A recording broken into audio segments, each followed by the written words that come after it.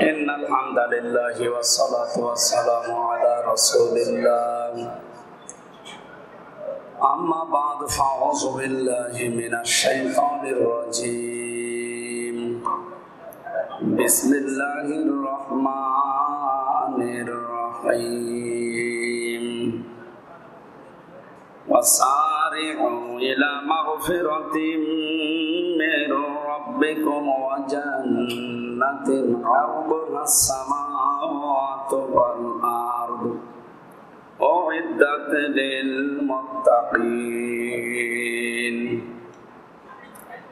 الذين ينفقون في السراء والضراء والكاظمين الغيظ والعافين عن الناس والله يحب المحسنين والذين إذا فعلوا فاحشة أو ظلموا أنفسهم ذكروا الله فاستغفروا لذنوبهم ومن يغفر الذنوب إلا الله ولم يصروا على ما فعلوا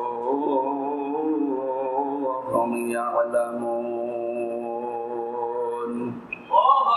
صدق الله العظيم عن معاذ بن جبل رضي الله تعالى عنه قال قال النبي صلى الله عليه وسلم خذوا العطاء ما دام عطاء فإذا صار رشوة في الدين فلا تأخذوه ولستم بتاركيه يمنعكم الفقر والحاجة ألا إن روح الإسلام دائرة فدوروا مع الكتاب حيث دار ألا إن الكتاب والسلطان لا يفترقان فلا تفارقوا الكتاب إلى آخر الحديث رواه ابن ماجه وقال تعالى في شأن حبيبي وما زادهم إلا إيمانا وتسليما اللهم صل على محمد وآله وصحبه وبارك وسلم الحمد لله Jhenaidah আরাবপুর bus stand পৌর market জামে মসজিদের সম্মানিত মুসল্লিরা জুমার দিন আযান হওয়ার সাথে সাথে আল্লাহর ঘর মসজিদে তার বাণী কোরআনে কারীম শোনার জন্য বলার জন্য আল্লাহ আমাদেরকে এখানে নিয়ে আসলেন ওয়াজতাবাকুম ওয়া মা জাআলা আলাইকুম ফিদ-দীন মিন হারাজ সাদাকাল্লাহুল আযীম আল্লাহ তাআলা বলেন তিনি সেই আল্লাহ যিনি তোমাদেরকে নির্বাচিত করেন সম্মানিত মুসল্লিরা এখানে যে শব্দটা আল্লাহ দিয়েছেন ওয়াজতাবাকুম এজতেবা শব্দের শাব্দিক অর্থ হচ্ছে নির্বাচিত করা সিলেক্টেড করা নির্বাচিত করা হয় কিসের মাধ্যমে বলেন তো নির্বাচন বলেন নির্বাচনের মাধ্যমে নির্বাচিত করা হয় নির্বাচনই যদি না থাকে তো নির্বাচিত হবে নির্বাচন বাদ দিয়ে যারা এতদিন নির্বাচিত হয়েছে বলে এই মিথ্যা এ কথা ছড়িয়ে জাতিকে বিভ্রান্তিতে রেখেছিলেন আমি পরের টানায় নাই বললাম বলেন তো আল্লাহ বলছেন আমি নির্বাচিত করি নির্বাচিত করা হয় হচ্ছে নির্বাচনের মাধ্যমে এইটাই পদ্ধতি লক্ষ লক্ষ নবী আল্লাহ পাঠিয়েছিলেন দুনিয়ায় তাদের উম্মত ছিল তারাও চেষ্টা চালিয়েছে দোয়া করেছে আল্লাহর কাছে কামনা করেছিল যে আমাদেরকে অন্তত শেষ নবীর উম্মত হিসাবে কবুল করো একটার দোয়া কবুল হয় দুইজন নবী পাওয়ারফুল ছিল আমরা জানি হযরতে মুসা হযরতে ঈসা আলাইহিস সালাতু ওয়াস সালাম তাদের দুইজনের ভেতরে একজনেরটা কবুল হয়েছে তারপরও তিনি আসবেন নবী হয়ে না উম্মত হয়ে একেবারে শেষ জামানায় বলেন তো এত বড় পাওয়ারফুল নবী যাদের নাম আল্লাহ কোরআনে কারিমে কত কত জায়গায় দিয়েছে তারা আশা আকাঙ্ক্ষা পেশ করার পরও এই নবীর উম্মত হতে পারে না, কারণ আল্লাহ তাদেরকে নির্বাচিত করেন নাই। আমার প্রথম কথা হচ্ছে, নির্বাচিত করা হয় মানুষকে নির্বাচনের মাধ্যমে। এই পদ্ধতি যারা এই 15.5 বছর ধ্বংস করে ফেলেছে, আল্লাহ তাদেরকে ধ্বংস করে দিয়েছে। এই জন্য আগামীতে কেউ যদি আসতে চায়, নির্বাচনের মাধ্যমে নির্বাচিত হয়ে আসা লাগবে। কথাটা কত দূর গেল আপনি এবার হিসাব করেন, যদি মাথায় আপনার বুদ্ধি থাকে। আর যদি আমার ওই অনেক মামুর মতো মাথা তার কাটা থাকে, তাহলে আপনি বুঝবেন।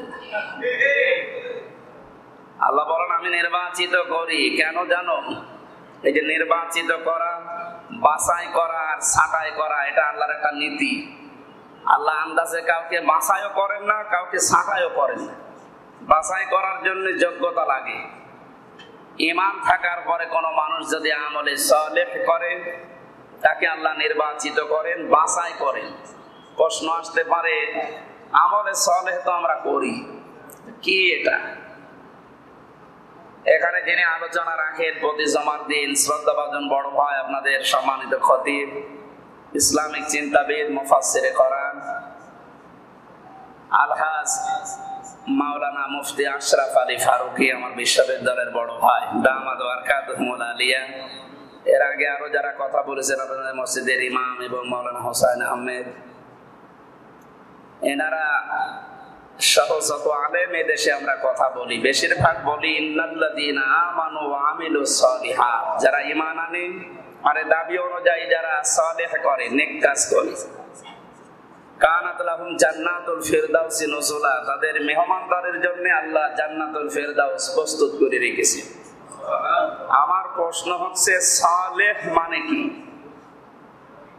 এখানে যারা আছে সিলেবাস ভিত্তিক আলেম, আমরা যারা দাওরা পাস করি, কামেল পাস করি, যারা ইফতা পড়ি, অনার্স মাস্টার্স করা যারা, এরা জানি সালেহ মানে নেক কাজ, সৎ কাজ। আপনি আধুনিক ব্যাখ্যায় দেখেন, সালেহ মানে শুধু নেক না, শুধু সৎ না। যে যারা বলে আল্লাহর আইন চায়, সৎ লোকের শাসন চায়, আল্লাহর আইন মাস্ট বি লাগবে, কিন্তু শুধু সৎ হলে হবে না। সালেহ মানে যোগ্য। সালেহ মানে কি? সৎ হওয়ার পাশাপাশি আপনাকে যোগ্য হওয়া লাগবে, আপনার যোগ্যতা থাকা লাগবে। যে দিক এবং বিভাগে আপনি কাজ করবেন, ওই বিষয়ে আপনার আগে যোগ্যতা অর্জন করা লাগবে। যদি কেউ যোগ্য না হয়ে শুধু সৎ হয়, তার দ্বারা কিন্তু ক্ষতি হওয়ার সম্ভাবনা বেশি আছে। আমি কথা বোঝাতে পেরেছি? সুতরাং আমাদেরকে ঈমান আনার পর আমাদের তো বিশ্বাস আল্লাহর উপরে আছে। আমলে সালেহ মানে এতদিন যেটা বুঝতেন যে শুধু নেক কাজ, সৎ কাজ না, সৎ হওয়ার পাশাপাশি কি হওয়া লাগবে? যোগ্যতা সম্পন্ন হওয়া লাগবে আমাদের। সুতরাং আমরা যে যেই বিধানে, যে যেই দিকে যেতে চাই, আমাদের যেন যোগ্যতা থাকে। অধিকাংশ মানুষের আমাদের এটা নেই। এমন এমন মানুষকে আমরা দেখেছি, এই 15 বছরের দায়িত্ব দেওয়া হয়েছে। এই যে আমি নাম ধরে বলছি, খাদ্যমন্ত্রীর দায়িত্ব দিয়েছিল অ্যাডভোকেট কামরুল ইসলামকে। সে সারা জীবন লেখাপড়া করেছে আইন নিয়ে, তারে আপনি খাদ্য দিলেন, এই জন্য তো পচা গমের একটা বদনাম হয়ে গেল। আমি না আর নিচে নামলাম না। সরঞ্জিত বাবু পড়াশোনা করেছিলেন কিসের উপরে, আর আপনি তারে কি দায়িত্ব দিলেন বল? সুতরাং যে যেই বিষয়ে অভিজ্ঞ, যার যোগ্যতা আছে, ওই বিষয় বোঝে, তারে আপনি ওই জায়গায় সেট করেন। সারা জীবন সে যে উপাধ্যক্ষ, যে লোকটা মৌলভীবাজারের আব্দুস শহীদ, আব্দুস শহীদ নাম শোনেননি? এই লোকটা উপাধ্যক্ষ ছিল এক কলেজের। তার লেখাপড়ার সাইডে আপনি দিতে পারেন, তারে আপনি কোন জায়গায় লাগালেন? কৃষি মন্ত্রণালয়ের দায়িত্ব যদি আপনি তারে দেন, সেই যে কি জীবনে মাঠে গিয়েছে, কোন কয় বিঘা জমিতে কয় মন ধান হয়, সে তার পেটে বোম মারলে সে বলতে পারবে? এই জন্য সালেহ মানে শুধু সৎ হলেই হবে না, নেককার হওয়ার জন্য যোগ্যতা সম্পন্ন হওয়া লাগবে। এখানে অনেক শিক্ষিত মানুষ আছে। তাহলে আজকে থেকে আমরা যারা ঈমান আনছি বা আমাদের ঈমান আছে, এর দাবি পাশাপাশি দ্বিতীয় নম্বরে আমিলুস সালিহাত মানে শুধু নেককার হলে হবে না, শুধু সৎ হলে হবে না, আমাদের যোগ্যতা অর্জন করা লাগবে সব বিষয়ের উপরে। আমি সারা জীবন আমি কোরআনে কারীম নিয়ে লেখাপড়া করেছি, সেটা ছোটবেলা থেকে। কারণ আমার যদি আপনি ডাক্তারি বিদ্যায় বলেন যে এটা করো, আমি তো চোখে অন্ধকার দেখো। এই যে কয়েকদিন আগে ডায়াবেটিস আর প্রেশার বেড়ে যাওয়ার কারণে রংপুরে আমি চোখে অন্ধকার দেখছিলাম, সামনে লক্ষ লক্ষ মানুষ অথচ কাউকে দেখতে পাচ্ছি না, মনে হচ্ছে যে একেবারে কেউ নেই, আমি মরুভূমিতে শূন্যের উপরে ভেসে বেড়াচ্ছি। যে যে বিষয়ে জানি না তার কাছে এইরকমই লাগবে। তাহলে আল্লাহ আমাদেরকে নির্বাচিত করবেন, বাছাই করবেন কি দেখে? যোগ্যতা দেখে। আমাদের যোগ্যতা অর্জন করা লাগবে। 2 নাম্বার, আল্লাহ যাকে তাকে ছাঁটাই করেন না। ছাঁটাই করার পেছনে আল্লাহর কিছু মূল নীতি আছে। তার ভেতরে অন্যতম, আল্লাহ যদি দেখেন যে এর দ্বারা আমার বান্দাদের ক্ষতি হয়ে যায়, তাহলে আল্লাহ তাকে ছাঁটাই করে দেয়। ফেরাউনের নাম শুনেছি আমরা, এর নাম ফেরাউন না, ওই দেশে যে দায়িত্বে থাকতো তার রাষ্ট্রীয় নামই ফেরাউন। এখন যিনি দায়িত্বে আছে সরকার প্রধানের, এনাকে অন্তর্বর্তীকালীন সরকারের প্রধান উপদেষ্টা বলা হয়। এটা কি ওনার নাম নাকি? ওনার নাম ডক্টর মোহাম্মদ ইউনূস, কিন্তু এই পদটার নাম প্রধান উপদেষ্টা। ওই দেশে যারা দায়িত্বে থাকতো তার নাম ফেরাউন। তার নাম কি? ওনার নাম হাদিসের ভাষায়, তাফসিরের ভাষায় আরো 3-4টা নাম পেয়েছি। এই লোকটা যখন ডুবে যাচ্ছিল, আমি এখানে খুব খেয়াল করার জন্য বলছি, একটু সূক্ষ্ম বিষয়। আর যারা বলেন আমি কি নামাজ পড়ি না, আমি রোজা রাখি না, আমি হজ করে এসেছি, আমি নেক কাজ করি, এটা 4টা কথা বললাম। নামাজ পড়েন, রোজা রাখেন, হজ করে এসেছেন, দান সাদকা করেন, এই 4টা হুকুম কার? এ পর্যন্ত বুঝেছে? এই 4টা হুকুম কার বলেন তো? 4টা হুকুমই আল্লাহ। রাসূলকে দিয়ে আল্লাহ অ্যাডভার্টাইজ করিয়েছে যে আপনি বান্দা বান্দীদের বলেন তারা যেন নামাজ পড়ে। ওয়ামুর আহলাকা বিস-সালাতি ওয়াসতাবির আলাইহা লা নাসআলুকা রিজকা নাহনু নারযুকুকা ওয়া আকিবাতুল তাকওয়া। আল্লাহ তাআলা বলেন, হে নবী আপনি বলেন, নিজে আপনি নামাজ পড়েন আর আপনার আহল পরিবার যারা আছে তাদেরকে আপনি নামাজের তাকিদ দেন, তারা যেন নামাজ আদায় করে। তাহলে নির্দেশ কার বলেন তো? পালন করাচ্ছে রাসূলকে দিয়ে, যে আপনি বলেন। আসলে কি এটা রাসূলের নির্দেশ নামাজ পড়ো? কথা বুঝতেছেন তো?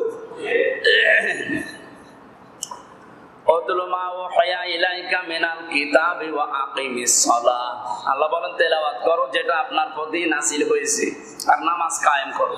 আমি আবার বলছি, নামাজ কায়েম করো, রোজা রাখো, হজ করে 100 টাকা থাকলে দান সাদকা করো। এই নির্দেশ সবগুলো কার? ওই আল্লাহর এই 4টা নির্দেশের আপনি মানেন, আপনি নিজে দাবি করছেন যে আমি মানি। তো ওই আল্লাহর আরো নির্দেশ আছে। ফেরাউন পর শব্দটা আর মানে নাই। হাত্তা ইযা আদরাকাহুল গারাকু ক্বালা আমানতু আন্নাহু লা ইলাহা ইল্লাল্লাযী আমানাত বিহি বানু ইসরাঈল ওয়া আনা মিনাল মুসলিমিন। সূরা ইউনূসের 90 নম্বর আয়াত। আল্লাহ বলেন, ও যখন ডুবে যাচ্ছিল একবার পানির নিচে চলে যায়, আবার উপরে ভেসে ওঠে।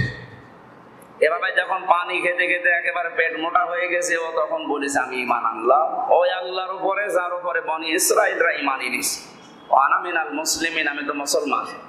বলেন তো, যে শব্দগুলো বললো, এইটা বললে একজন মানুষ মুসলমান ঈমানদার দাবি করতে পারে না? মানে বলছে আন্নাহু লা ইলাহা ইল্লাল্লাহ, এ পর্যন্ত বলার পরেই তো মানুষ মুসলমান আমরা দাবি করছি। সূক্ষ্ম বিষয় এখানে 2টা। 1 নম্বরে ও কিন্তু শুধু আল্লাহর একাত্মবাদের ঘোষণা দিয়েছিল যে লা ইলাহা ইল্লাল্লাহ, আমি ঈমান আনছি। আমানাত বিহি বানু ইসরাঈল, বনি ইসরাঈলরা যার উপরে ঈমান এনেছে ওই আল্লাহর উপরে। কিন্তু পরবর্তী শব্দ যেটা, ঈমান আনতে হলে আপনাকে রিসালাতের ঘোষণা দেওয়া লাগবে স্ব জামানায়। ওই জামানার যিনি প্রেরিত পুরুষ ছিলেন, আল্লাহর রাসূল এবং নবী ছিলেন, বড় কিতাব পেয়েছিলেন তাওরাত, তার নাম মুসা আলাইহিস সালাম। এ পর্যন্ত জানেন কিনা বলেন? ওনার নাম কি? মুসা। তাহলে তার পড়া লাগতো লা ইলাহা ইল্লাল্লাহ মুসা কালিমুল্লাহ। এটা না পড়লে সে কোনোদিন ঈমানদার হতে পারে? এই জামানায় যারা কালেমার প্রথমটুকু বলেন যে হ্যাঁ আল্লাহর নির্দেশ, নামাজ পড়ি, রোজা রাখি, আমি হজ করে এসেছি, আমিও দান সাদকা করি, পরের শব্দে তো রিসালাতের ঘোষণা দেওয়া লাগবে। এই জামানার প্রেরিত পুরুষ কিয়ামত পর্যন্ত মুহাম্মাদুর রাসূলুল্লাহ, উনি প্রেরিত পুরুষ, উনি নবী, উনি রাসূল, উনি বড় কিতাব পেয়েছেন কোরআনে কারীম। আর কিছু লাগবে?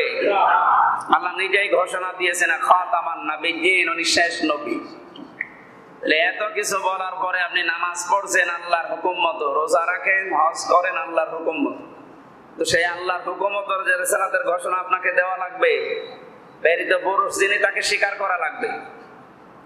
এখন প্রেরিত পুরুষের জীবনী হচ্ছে শেষের 23 বছর। এই 63 বছরের ভেতরে উনি যখন নবী এবং রাসূল বলে স্বীকৃতি পেলেন, ওই সময়টা হচ্ছে 40 থেকে 63। এর আগে পুরা আরব জাহানে ওনাকে কেউ নবীও বলতো না, রাসূলও বলতো না। কথা বুঝতেছেন? এখানে কি বাইরে মানুষ? এটা বন্ধ করে রেখেছিলাম, খুলে দেন এটা।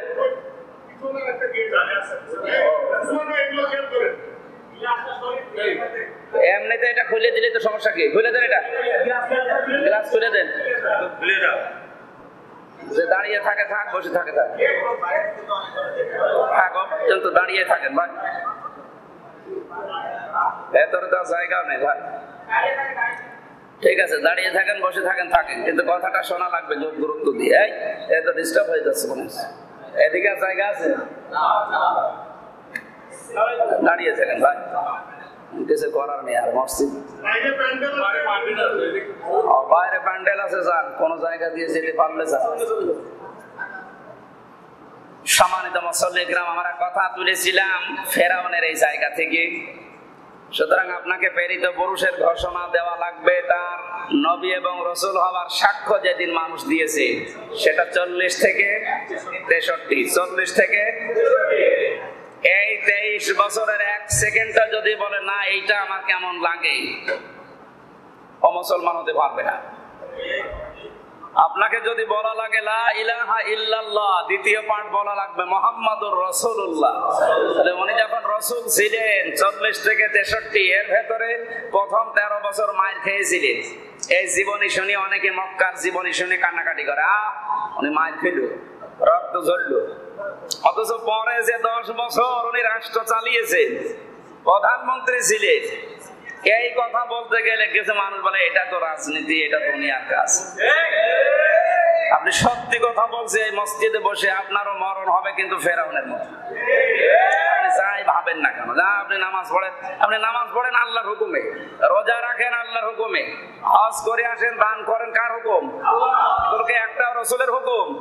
রাসূলকে আল্লাহ দিয়ে অ্যাডভার্টাইজ করিয়েছে। এই যে আমি অ্যাডভার্টাইজ করছি, তাহলে পরের শব্দের এই স্বীকৃতি দিতে গেলে আপনার সমস্যা বাধে। এই জন্যই তো আপনি নির্বাচিত হতে পারেন না। আপনি বাইরে চলে যান, ছাঁটাইয়ের এই দলে চলে যান।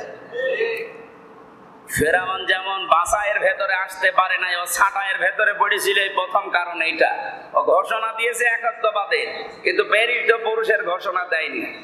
আজ বাংলাদেশে বহু ফেরাউন মার্কা মানুষ আমরা দেখতে পাচ্ছি, আল্লাহর একাত্মবাদের ঘোষণা দেবে, কিন্তু রাসূলুল্লাহর 23 বছরের 13 বছর আবার মানে মায়ের খাওয়া, এটা মানে মায়ের খান, আপনি সারা জীবন মায়ের খান, ও খুব খুশি।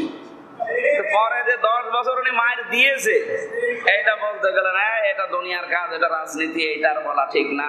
আরে ভাই, আপনি তাহলে তো অর্ধেক মানলেন। কথা বলেন না কেন? নবীজি 13 বছর মায়ের খাওয়ার পরে 10 বছর শাসন করেছিলেন। আমরা তো বাংলাদেশে 15.5 বছর মায়ের খাওয়ার পরে এখন একটু শাসন করা লাগবে না আমাদের। এখানে তো 10 বছর একটু দিয়ে দেখেন কোরআনের হাতে, দেখেন কি হয়।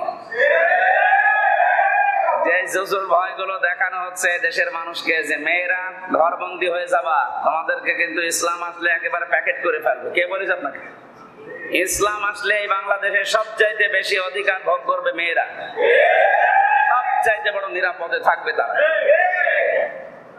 2 নম্বরে অনেক মানুষের এই চিন্তা ভাবনা, বলে যদি ইসলাম এই দেশে এসে যায়, আমি একটু ডাইল খাই তার কি হবে, আমি একটু লাল পানি খাই তার কি হবে, আমি একটু আকিস বিড়ি খাই মাঝে মাঝে, এইটা আর আমি কি করব? এটা কি করবেন সে বুদ্ধিবাজ। এটাই মসজিদের ভেতরে এখন যারা এসেছে, এখানে কারো কি বিড়ির নেশা নেই? বিড়ির নেশা থাক, কিন্তু বিড়ি খেতে মন বলছে এখন? আর বললেও আপনি খেতে পারবেন, কারণ পরিবেশটা আল্লাহ এভাবে বানিয়ে দিয়েছে। এখানে যারা আসে ওদের নেশা লাগলে ওরা ডাল খেতে পারে না, ওরা বাবা এখানে খেতে পারে না, ওরা লাল পানি খেতে পারে না, ওরা বিড়িও খেতে পারে না। খেতে চাইলে এই সাইড দেওয়াল বাদ দিয়ে বাইরে চলে যায়, কারণ এখানে বিধান চলছে কার? তো সরাসরি আল্লাহর বিধান এখনো পর্যন্ত সব জায়গায় প্রতিষ্ঠিত, অধিকাংশ মসজিদেই নেই। এ মসজিদে আসে কিনা আমি জানি না, কারণ মসজিদের যারা দায়িত্বে থাকবে তাদের 5টা গুণ মাস্ট বি থাকাই লাগবে। ইন্নামা ইয়ামুরু মাসাজিদাল্লাহি মান আমানা বিল্লাহি ওয়াল ইয়াউমিল আখিরি ওয়া আকামাস সালাতা ওয়া আতাজ যাকাতা ওয়া লাম ইয়াখশা ইল্লাল্লাহ। সূরা তাওবার 18 নম্বর আয়াত। আল্লাহ বলেন, আমার ঘর যারা আবাদ করবে, যারা দায়িত্ব নেবে, সভাপতি সেক্রেটারি মোতাবাল্লি হবে, 1 নম্বরে তাদের প্রথম গুণ আমার প্রতি তাদের ঈমান থাকা লাগবে। এই 15.5 বছরে এমনও মসজিদের আমরা দায়িত্বশীল পেয়েছি, সভাপতি আল্লাহকে বিশ্বাস করে, হয়তো আমাদের কোস্টিয়ান ইনোর মতো নাস্তি, অথচ মসজিদের সভাপতি এড়া মারা, আবার না দিলে নাকি রাগ করে। আরে ভাই, তোর প্রথম তো গুণ লাগবে তুই আল্লাহর উপরে বিশ্বাসী। আর ভিডিও ভাইরাল হয়েছিল, হজে গেছে রাষ্ট্রের টাকা আছে, জেদ্দায় বসে বসে বিড়ি খাচ্ছে, সুবহানাল্লাহ। এই যদি হয় ওর কাজ কারবার, বাকিগুলো আমি নাই বলি। এইরকম মানুষ যদি হয় সভাপতি, ওর আরো কবিরা গুনাহ হবে না? আল্লাহর প্রথম দায়িত্ব ছিল, ঘোষণা ছিল যে তোর ঈমান থাকা লাগবে। 2 নাম্বার ওয়াল ইয়াউমিল আখিরি, কিয়ামতে জবাব দেওয়া লাগবে। এই টেন্ডেন্সি পাওয়া যাবে তার ভেতরে। কেন আল্লাহ এটা দিলেন? কারণ পৃথিবীর মানুষের পরিচ্ছন্ন জীবন যাপনের জন্য কিয়ামতের বিশ্বাস, জবাব দেওয়া লাগবে, এটা খুব জরুরি। এটা যার ভেতরে নেই, ও দাড়ি রাখতে পারে, ও নামাজ পড়তে পারে, হজ করে আসতে পারে, কিন্তু ওর চরিত্র ওই দরবেশ বাবার মতো, দাড়ি কেটে নম হয়ে গেছে।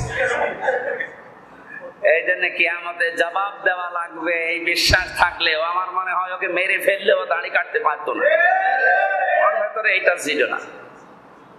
দাড়ি রাখা এটা মেকি দাড়ি, মানুষকে দেখানোর জন্য।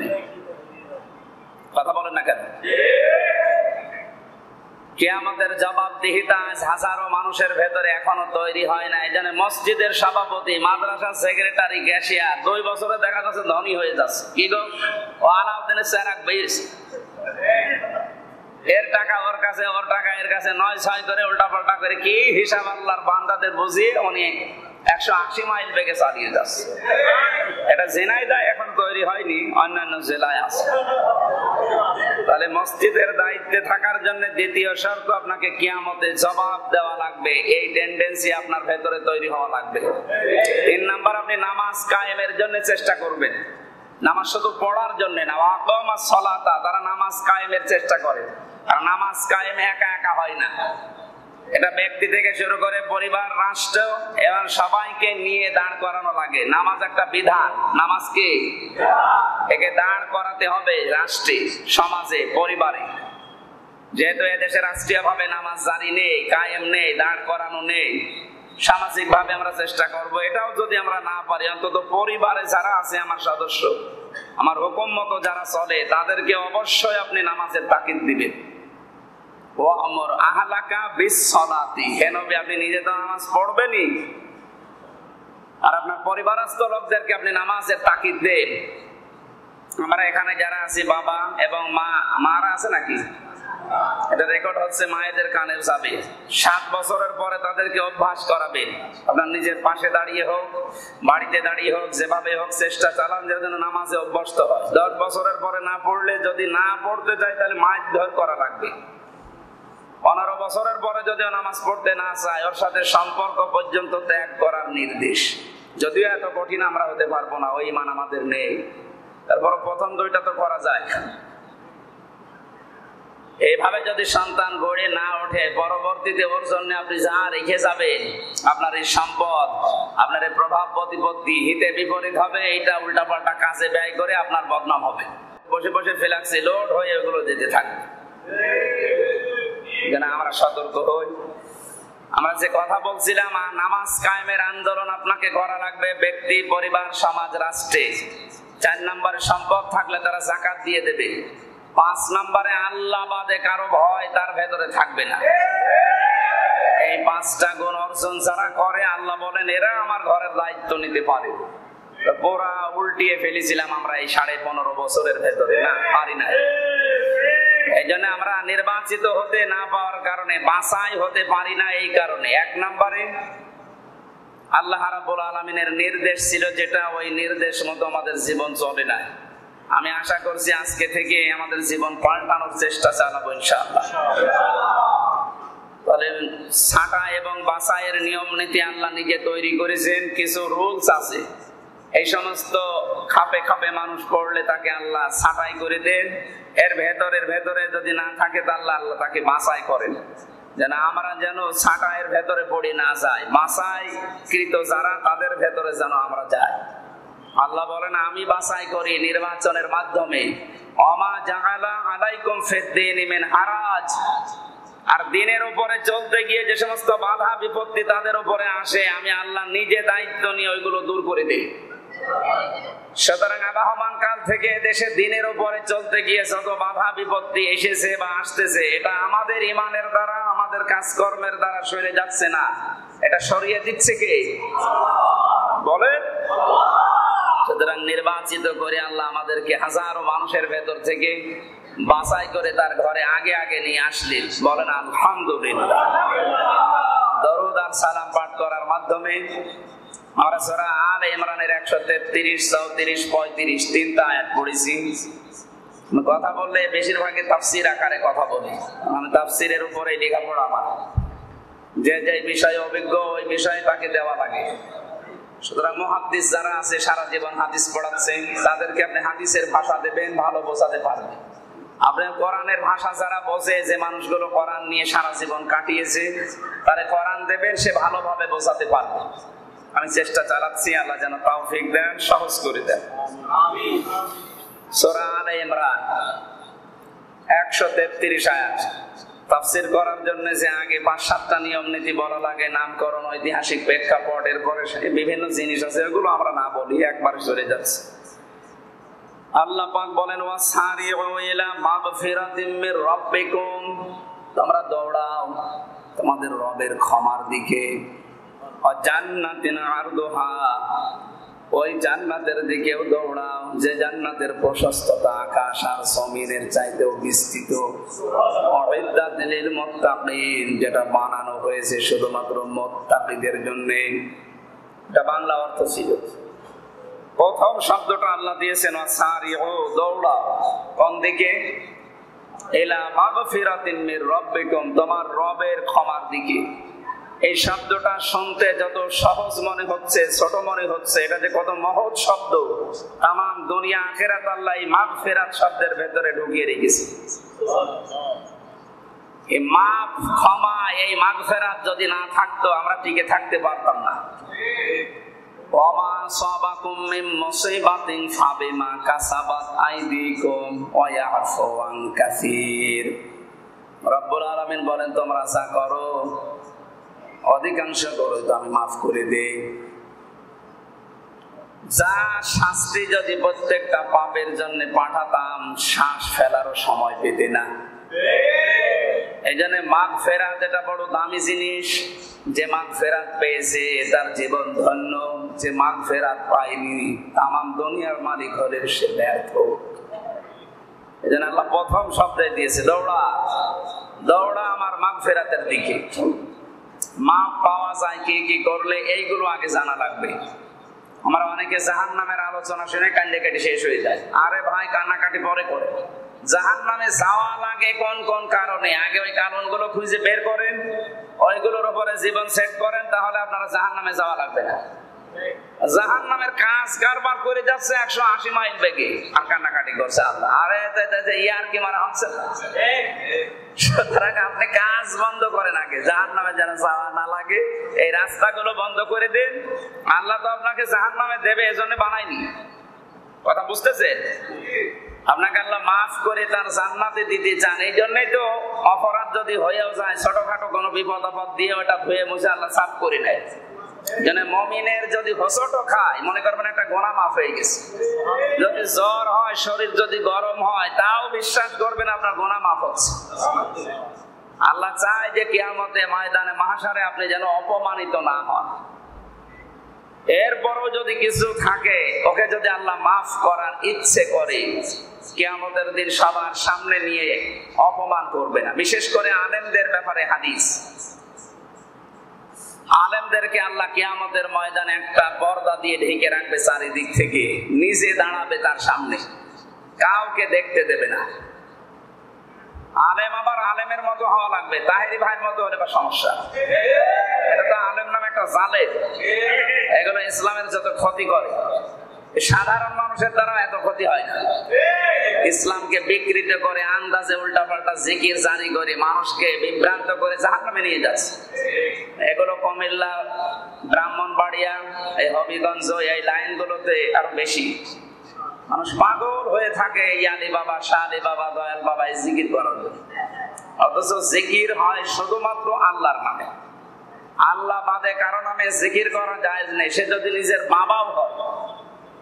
এমনকি রাসূলুল্লাহর নামেও জিকির করা যাবে না, জিকির করা লাগবে আল্লাহর নামে, আর দরুদ পড়া লাগবে রাসূলুল্লাহর নামে। আল্লাহ রাসূল বাদ দিয়ে পৃথিবীর কারো নামে জিকির করা জায়েজ আছে? জিকির হবে কার নামে? আর দরুদ হবে, আর বাকি যারা আছে তাদের জন্য হবে দোয়া। তাদের জিকিরও নেই, দরুদও নেই। কথা বুঝতেছে? অথচ আব্দুল কাদের জিলানীর নামে দরুদ বানিয়েছে, নাউজুবিল্লাহ মিন যালিক। আর এই সমস্ত উল্টাপাল্টা নাম নিয়ে ওরা মানুষকে এমন পাগল করে রেখেছে, ওদের ঈমান আমল সব যা ছিল এ মনে হয় পয়দা হওয়ার পর থেকে শুরু করেছে, এখনো চালাচ্ছে। স্বাধীন হওয়ার পরেও যদি ওদের ওই ব্যবসাগুলো বন্ধ না হয়, কয়েকদিন শুনলাম যে মাজার ভাঙা আরম্ভ হয়েছে, এখন আবার বন্ধ হয়ে গেছে। পৃথিবীতে যদি মাজারের এত গুরুত্ব থাকতো, হযরত ওসমানের মতো মানুষ পড়ে আছে, এই যে হাসি সাহেব বসে আছে, যারা একটা পাথর দেওয়া মাত্র তাও বোঝা যাচ্ছে না। আর গরু ছাগল মরে যায়, 3 তালা করে কবর বানায়। এরকম এই 3 তালা 4 তালা না বানিয়ে এই টাকাগুলো গরিব মানুষকে দেন, অন্তত সওয়াব পাবে। এই জন্য আমরা যেটা বোঝাতে চাই, মাগফিরাত এই শব্দটা অতি দামি শব্দ। আমরা আসলে মাগফিরাতটা বুঝতে পারি না। আল্লাহ রাব্বুল আলামিনের ক্ষমা, এটা যে কত বড় নিয়ামত। আল্লাহ যাকে তাকে ক্ষমা করবেন না। ক্ষমা পাওয়ার জন্য কিছু গুণ আপনার ভেতরে আসতে হবে। আল্লাহ পাক বলেন, কুল ইয়া ইবাদিয়াল্লাযীনা আসরাফু আলা আনফুসিহিম লা তাকনাতু মির রাহমাতিল্লাহ ইন্নাল্লাহা ইয়াগফিরুয যুনুবা জামিআ ইন্নাহু হুয়াল গফুরুর রহিম। একটু ভালো করে এটা ইমাম সাহেবও আপনাদের শুনিয়েছে, খতিব সাহেবও শুনিয়েছে, বিভিন্ন পীরের দরবারে যাবেন সেখানেও এইভাবে শোনা লাগবে। এতদিন শুনেছি আমরা গতানুগতিক ভাবে, স্থান কাল পাত্র বাস্তবতার নিরিখে আমরা শুনতে পারি না। শোনেন তো, দেখেন কি বের হয় এখান থেকে। আল্লাহ বলেন, নবী আপনি আমার বান্দাদেরকে বলেন, যারা নিজের নফসের উপরে জুলুম করে নিজের জীবনটা শেষ করে দিয়েছো, মনে করছো আল্লাহ মনে হয় আর ক্ষমা করবে না, আমার রহমত থেকে তারা যেন নৈরাশ হয়ে না যায়। ইন্নাল্লাহা ইয়াগফিরুয যুনুবা জামিআ, অবশ্যই আমি আল্লাহ তাদের সব গুনাহ মাফ করে দেব। এই যে জামবন্না দিয়ে যুনুব দিয়েছেন, এরপর আবার জামিআ আছে, এরপর আবার ইন্না আছে। আল্লাহ বলেন অবশ্যই আমি ওর শত গুনাহ যা ছিল সব মাফ করে দেব। ইন্নাহু হুয়াল গফুরুর রহিম, অবশ্যই আমি তার জন্য গফুর এবং রহিম, দুইটা গুরুত্বপূর্ণ নাম আল্লাহ দিয়েছে। আয়াতের তাফসিরে এসেছে, এই যে অপরাধ করার পরে যেই মানুষের অনুশোচনা আসবে, অনুতপ্ত হবে, এই দুইটা হওয়ার পরে ওই অপরাধের শাস্তি যদি দুনিয়ায় হয়ে যায়, আল্লাহ পাক কিয়ামতে ওই শাস্তি আর ডবল করে তারে দেবে না। বিষয়টা কঠিন হয়ে গেল না? আমি আবার বলছি, পৃথিবীতে কোন মানুষ যদি কোন ধরনের অন্যায় করে, আর ওটা যদি হক বলে ইবাদের ভেতরে পড়ে, বান্দির হক নষ্ট হয়ে গেছে, সৃষ্টি জগতের কোন অধিকার হক নষ্ট করেছেন আপনি। তাহলে ওই গুনাহ যদি কেউ মাফ করাতে চায়, প্রথম নম্বর ওই গুনাহটা মাফ করাতে হলে যার কাছে অপরাধ তার কাছে আগে স্বীকার করা। 2 নম্বরে ওই অপরাধের শাস্তি দুনিয়াতে আপনার হওয়া লাগবে, নয়তো আপনার পরবর্তী প্রজন্ম যারা আসবে আপনার মতো এরকম অপরাধ করতেই থাকবে। ইসলামের প্রত্যেকটি নিয়ম কিন্তু বাস্তবতার সাথে মিলানো। আমি যদি তারে মাফ করে দিলাম শুধু শাস্তি না দিয়ে, না হবে না, শাস্তি দেওয়ার মাধ্যমে তারে মাফ করা লাগবে।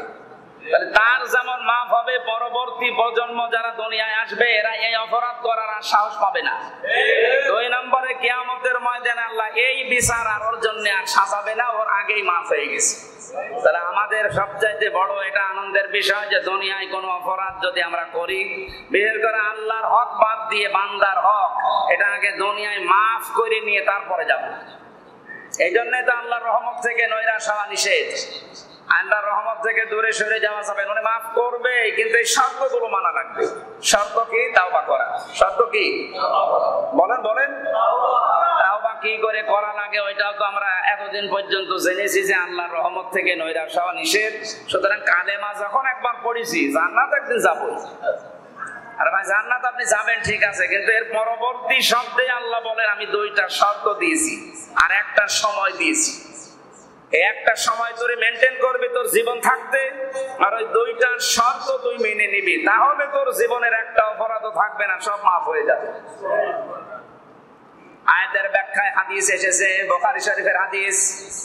বিশ্ব নবীর কাছে এক মহিলা যুবতী এসে বলে, হে রাসূল, আমি জিনা করেছি, আপনি আমার এই মুক্ত করেন, এই পাপ থেকে পবিত্র করেন। নবীজি মুখ ঘুরিয়ে নিলেন। মহিলা আবার সামনে গিয়ে বলে, হে রাসূল, আমি এই পাপটা করেছি যৌবনের তাড়নায়, আপনি আমার বিচার করে আমাকে মুক্ত করে দেন। নবীজি বললেন, আজকে চলে যাও। 3 বার মুখ ফিরে আনার পরে যখন মহিলা নাছর বান্দা বললেন চলে যাও, কাকে বলবা না। মেয়েটা চলে যায়। কিছুদিন পরে আবার এসেছে, খুব ভালো করে শুনবে। কিছুদিন পরে আবার এসে বলে, হে রাসূল, আমার আপনার মুক্ত করেন, আমি গুনাহ থেকে মুক্ত হতে চাই। প্রশ্ন আসতে পারে, যদি আস্তাগফিরুল্লাহ রাব্বি মিন কুল্লি যামবি ওয়া তুবু ইলাইহি, এটা পড়লে ওর মাফ হয়ে যেত না? আমরা যেটা বলি যে তওবা কর, তওবা মানে আস্তাগফিরুল্লাহ পড়, মাফ হয়ে যাবে। তো নবীজি ওরে বলতে পারতো না, তুই জিনা করে ফেলেছিস, ভুল করে আস্তাগফিরুল্লাহ পড়ে নে, যা? পারতো না বলতে?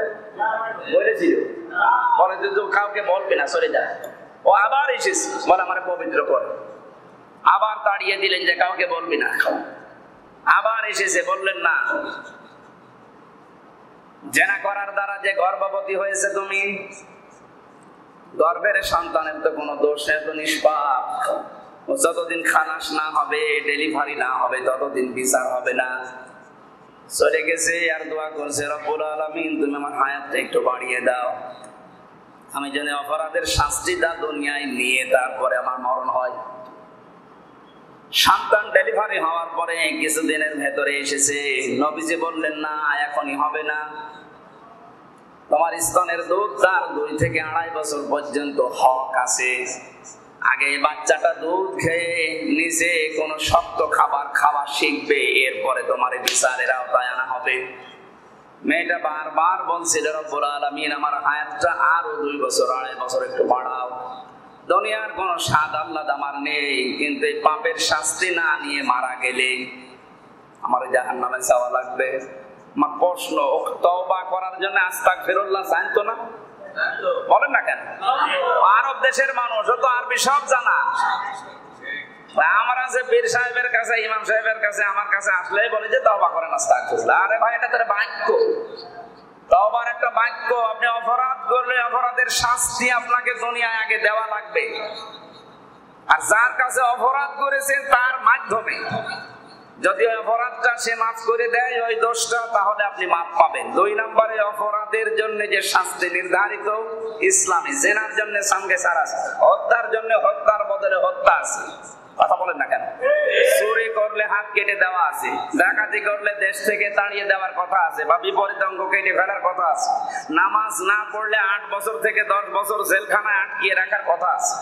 এই সমস্ত শাস্তিগুলো আল্লাহর কোরআনে আছে না নেই? এই পাপগুলো করলে আগে শাস্তি আপনাকে দুনিয়ায় পাওয়া লাগবে। এরপরে যদি আপনি মারা যান, তাহলে কিয়ামতে এই পাপের জন্য আল্লাহ আপনার জন্য আর আদালতে মাহশারে তখন আর বিচার করবেন না। এই মহিলা তখন 2.5 বছর পরে সন্তানটা নিয়ে এসেছে, বলছে, হুজুর আমার ছেলে এখন শক্ত খাবার খেতে পারে, আপনি তাড়াতাড়ি আমার বিচার করেন।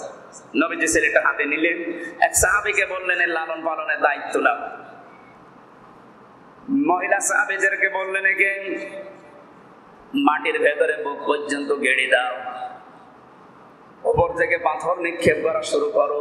সবাই যখন পাথর নিক্ষেপ করা আরম্ভ করেছে, হযরত খালিদ ইবনে ওয়ালিদ বলেন, আমি এত জোরে পাথর নিক্ষেপ করলাম, মহিলার রক্ত ফিনকি দিয়ে এসে আমার শরীরে লেগেছে। আমি একটু নাক ছিটকিয়েছিলাম, একটু বড় কঞ্চিত করে বলেছিলাম, এই নাপাক মহিলার রক্ত আমার শরীরে লেগেছে।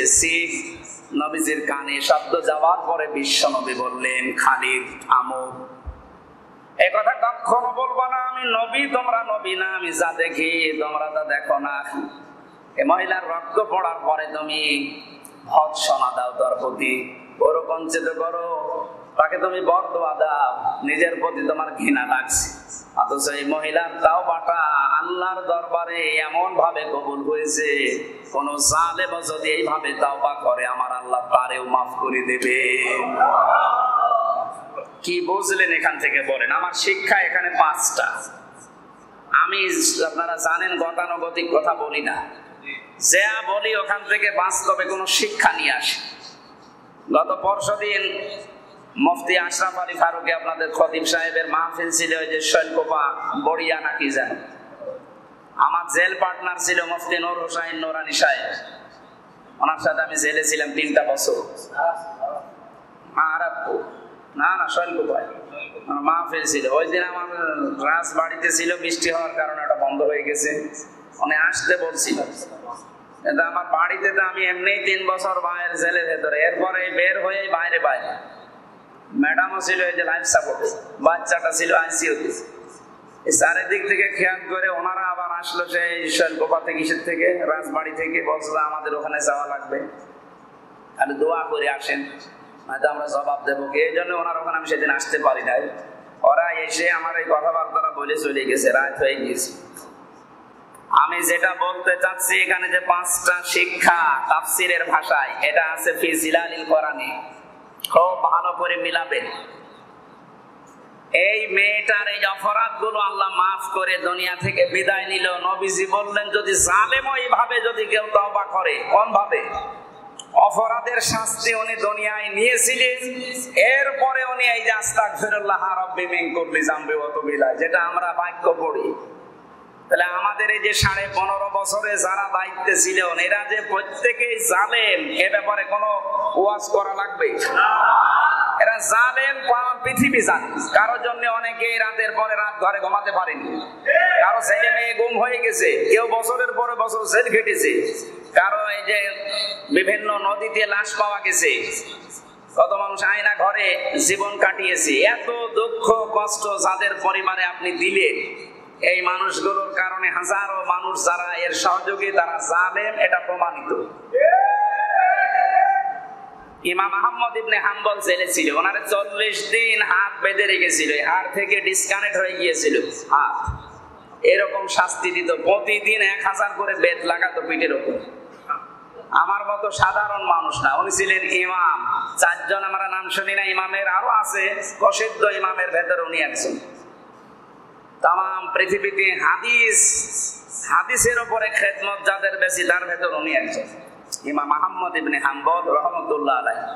জেলখানায় যখন থাকতেন, এক কারারক্ষী এসে বলছে, স্যার বা হুজুর, এই যে আমরা তো শুধু দায়িত্বে আছি, আমরা কি জালেম বলে আপনার মনে হয়?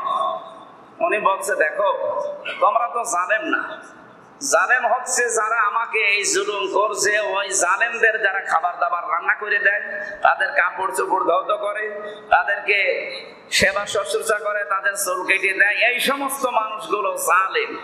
আচ্ছা, তাহলে আমরা কি জালেম বলে গণ্য হই এরকম মনে হয়? তোমরা জালেম না, তুমি নিজেই জালেম। তুমি জালেমের সহযোগী তা না, তুমি নিজেই তো জালেম। হাজারো কারারক্ষী আমাদের কাছে এসে বলতো যে আপনাকে ফাঁসির কন্ডেম সেলে রেখে দিয়েছে, আর আমাদের কিছু করার নেই। আরে ভাই, ভেতরে থেকে আপনি অনেক কিছু করতে পারতেন, কিন্তু আপনি করেননি। আরো এখান থেকে কি কি হয় সব আপনি উপরে পাঠিয়ে দিতেন, আমার শাস্তি যেন আরো বেড়ে যায়। সাধারণ যারা মার্ডার মামলার আসামি আমি দেখেছি এই হাই সিকিউরিটি জেলে গাজীপুরে, কাশিমপুরে, তারা ওর ভেতরে অনেক সুযোগ সুবিধা ভোগ করে। অথচ আলেম যারা, মাওলানা মামুনুল হক, আমির হামজা, সাখাওয়াত হোসেন রাজি, মুফতি নূর হোসেন নুরানি, এরকম যারা নাম করা, এদেরকে এত কষ্টে রেখেছিল, আর যাদেরকে দায়িত্ব দিয়েছিল এরা ও জালেমের চাইতে খারাপ। কারণ এগুলো অধিকাংশ গুলো ছিল হিন্দু। এ তো নামাজ রোজা আলেম জালেম বোঝে না, সব ওর কাছে সমান। এমনিতেই 24 ঘন্টা তালা লাগানো, আর ঘর তো যতটুকু, এমন টয়লেট যে বসলে দেখা যায় না, দাঁড়ালে দেখা যায়, কোনো দরজই নেই, হাফ দেওয়া হাফ। এতটুকুর ভেতরে 24 ঘন্টা একটা মানুষ পড়ে থাকা, অথচ মার্ডার মামলার আসামি ঘুরে বেড়াচ্ছে পুরা জেলখানায়। সকাল 7টায় খুলে দেয়, একেবারে 4টা 4:30 পর্যন্ত তারা খোলা, মন মতো গল্প করে বেড়ায়, খাবার খেয়ে বেড়ায়। আর আমাদের এই কয়েকজনের এই শাস্তি দিয়ে সিসি ক্যামেরা লাগিয়ে দিয়েছে ওই উপরে বসে বসে। এই যে অবৈধ স্বরাষ্ট্রমন্ত্রী যেটা ছিল, কারণ বিনা ভোটের প্রধানমন্ত্রী, বিনা ভোটের স্বরাষ্ট্রমন্ত্রী, যারা ছিল এই জামানায় সবই অবৈধ। এই মানুষগুলো ওখানে বসে বসে দেখতো যে এরা কার সাথে কথা বলে, এই জন্য এরাও চাপে ছিল। তা আমি ইমাম মালিক রহমতুল্লাহ আলাইহির জীবনে থেকে যেটা বললাম, উনি বলছিল যে তুমি যা করো এটা জালেমের পর্দায় পড়ে না, তুমি নিজেই জালেম। এরা যা করেছে, যাদেরকে দিয়ে করিয়েছে, অনেকে বলে আমার হাত বাঁধা ছিল, আমার কিছু করার নেই। আমার তো মনে হচ্ছে ইমাম মালিক যদি আজ বেঁচে থাকতো, আপনি যা ফতোয়া জিজ্ঞাসা করছেন, আপনি নিজেই জালেম বলে পরিগণিত হতেন। এই 15.5 বছরে যারা জুলুম করেছেন, নিরপরাধ কোন মানুষের শাস্তি হোক, এটা আমি চাই না। কিন্তু যাদের দ্বারা মানুষের সন্তান হারিয়ে গেছে, এই বিশ্ববিদ্যালয়ের 2 জন হারিয়ে গেছে না, কারো না কারো দ্বারা তো হারিয়েছে। এম ইলিয়াস আলী সিলেটের, সেও তো হারিয়েছে, কথা বলেন না কেন? হাজারো মানুষকে আয়না ঘর সহ আরো বিভিন্ন জুলুমের সাথে যারা জড়িত, এই মানুষগুলোকে যদি তাদের এই শাস্তি না দিয়ে ছেড়ে দেন, যারা টাকা পয়সা পাচার করেছে, চুরি করেছে, এদের হাত কেটে দেওয়া লাগবে, নয়তো সামনে যারা আসবে তারা এই চাইতে আরো বড় চোর হবে।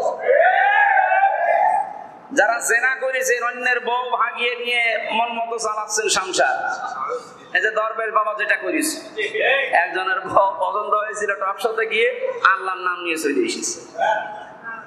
এই লোকটা অত বউ তালাক দেয়নি, সে লোকটা লাইভে বলছে না আমি বউ ছাড়িনি, আমার জোর করে বউ তালাক দেয়। কি করতাম তালাক দেবো? বউ আমার এত সুন্দর বউ, আমি তালাক দেবো? আমার রিমান্ডে উল্টা পাল্টা প্রশ্ন মাঝে মাঝে জিজ্ঞাসা করতে, মোবাইলে এটা 3 বছর পরে দিয়েছে আদালত থেকে, একেবারে ফ্ল্যাশ মেরে সব ডিলিট করে দিয়েছে। ওই সময় ম্যাডামের ছবি ছিল, বিয়ের দিনের ছবি একটা তুলে রেখেছিলাম, সবসময় বাইরে থাকে, মাঝে মাঝে দেখলে মনটা ভালো লাগে।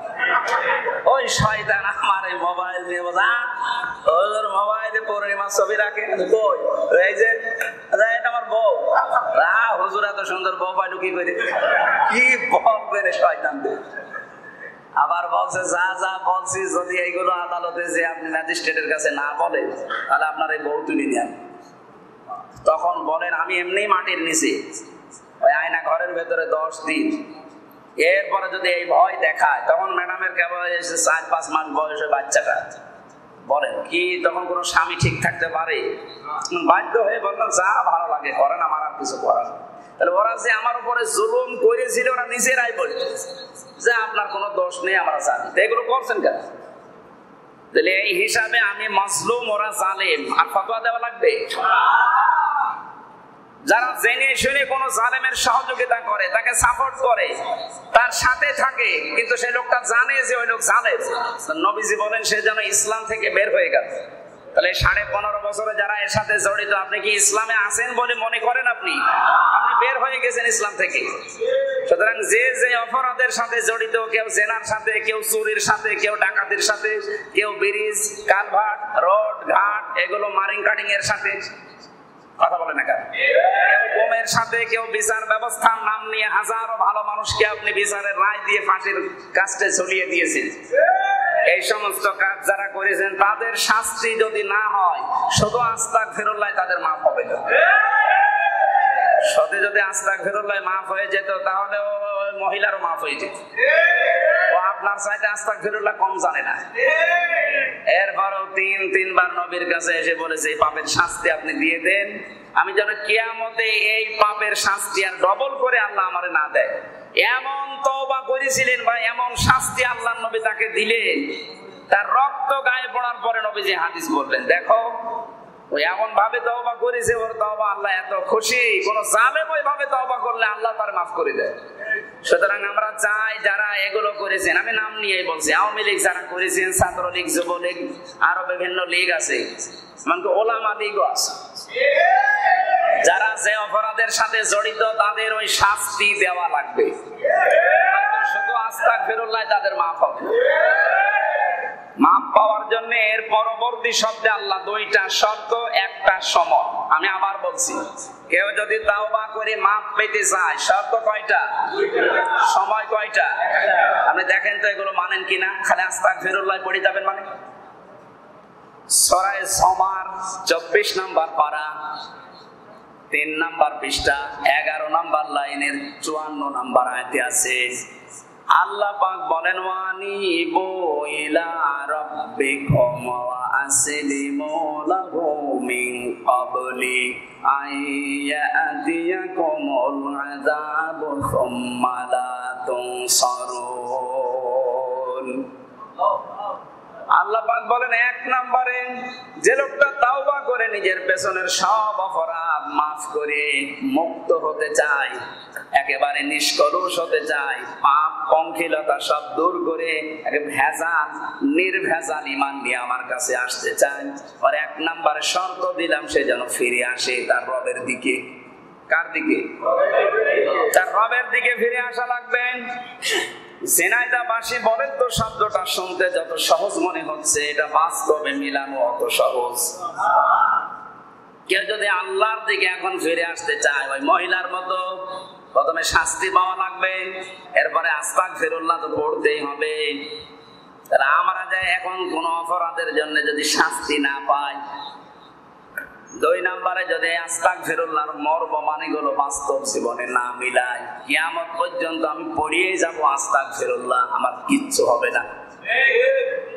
আমার প্রথম শর্ত হচ্ছে আমরা ফিরে আসবো আল্লাহর দিকে। আর আল্লাহর দিকে কেউ যদি ফিরে আসে, ওর জীবনে অনেক কিছু ছাড় দেওয়া লাগতে পারে। ওর জীবন থেকে হয়তো মানুষের তৈরি করা নিয়ম কানুন, আইন কানুন প্রতিষ্ঠার আন্দোলন বন্ধ হয়ে যাবে। এটা একটু কড়া হয়ে গেল, এটা বাদ দিই। এটা একটু কড়া হয়ে গেল না?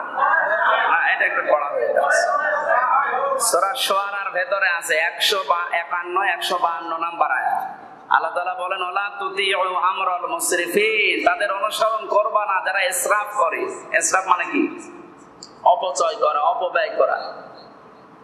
ইসরাফের আরো ব্যাখ্যা আছে, সীমা লঙ্ঘন করা। 2 নম্বরে আল্লাযীনা ইফসিদুনা ফিল আরদি ওয়া লা ইউসলিহুন, দুনিয়ায় যারা ফ্যাসাদ সৃষ্টি করে আর শান্তি প্রতিষ্ঠার জন্য যারা সংশোধনের জন্য কোনো কর্মসূচি পালন করে না। তার এখানে পয়েন্ট পেলাম কয়টা? 1 নম্বরে যারা ইসরাফ করে, অপচয় করে, অপব্যয় করে, সীমা লঙ্ঘন করে, তাদের অনুসরণ করা যাবে না, তাদের পেছনে থাকা যাবে না। এই ঘোষণা কার? আল্লাহ। 2 নম্বরে আল্লাযীনা যারা ইফসিদুনা ফিল আরদি, জমিনে ফ্যাসাদ সৃষ্টি করে। ফ্যাসাদ মানে? ফ্যাসাদের 33টা অর্থ আছে। ফ্যাসাদের প্রথম অর্থ হচ্ছে মানুষের তৈরি করা আইন কানুন যারা জমিনে কায়েমের জন্য চেষ্টা চালায়, এরা ফ্যাসাদকারী। এই 53 বছর এইটাই হয়েছে, মানুষের তৈরি করা আইন কানুন প্রতিষ্ঠার জন্য। এই জন্যই তো এত চুরি, এই জন্য এত দুর্নীতি। আপনি টের পাচ্ছেন, এক দরবেশের মতো মানুষ যদি 36,000 কোটি টাকা মারিংকাটি করে, আর বাকি যেগুলো দরবেশ না, ওরা যে কি করেছে আল্লাহ জানে আর ওরা জানে। এস আলম 75,000 কোটি টাকা ইসলামী ব্যাংক থেকে আত্মসাৎ করে ফেলেছে। ব্যাংকটা এখন একেবারে মানে খোসা ফোকলা হয়ে গেছে, অথচ এটা বিশ্বের ভেতরে একটা নাম করা ব্যাংক ছিল। কথা বলে না কেন? বলেন তো, সেই জায়গা থেকে কোথায় নামিয়ে দিয়ে গেল এই লোকটা? 75,000 কোটি টাকা আপনি যাই তাই মনে করেন?